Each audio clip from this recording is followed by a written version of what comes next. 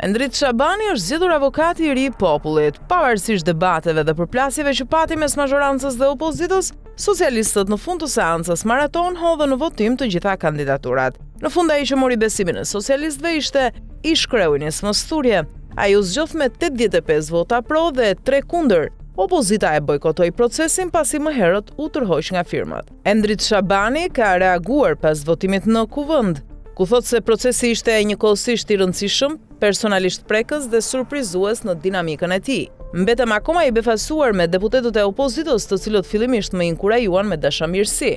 Më dhan firmat e tyre sipas ligjit dhe më uruan sukses, por më pas vendosën ta braktisnin kandidaturën time, thua se nuk ishte e tyrja, thot ai. Ndërkohë, ai vë në duke qëndrimin e mazhorancës, e cila nuk firmosi për kandidimin e tij, por e votoi unanimisht në momentin final.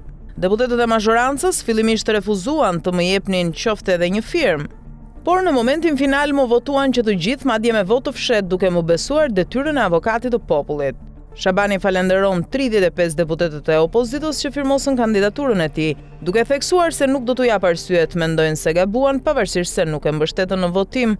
I siguroi se nuk do t'u jap arsye për të menduar ndonjëherë se bën gabim që më mbështetën në fillim apo se bën gjën e duhur që nuk më votuan në fund. Ai shpreh mirënjohje edhe për mazhorancën, duke e cilësuar votën e tyre si akt pjekurie politike për zgjidhjen e një ngërçi të gjatë institucional dhe përparimin e procesit të negociatave. Duke më dhënë votën, deputetët e mazhorancës i dhanë përparësi si skuadër funksionimit të shtetit dhe ka përcyer njerëzisht faktin që unë si aktivist i angazhuar në radhët e opozitës kam bërë dhe thënë gjëra për të cilat me siguri nuk ju ka ardhur mirë, shpreh ai. Në mbyllje, Shabani premton se do të kryej detyrën me integritet dhe në shërbim të të gjithë qytetarëve.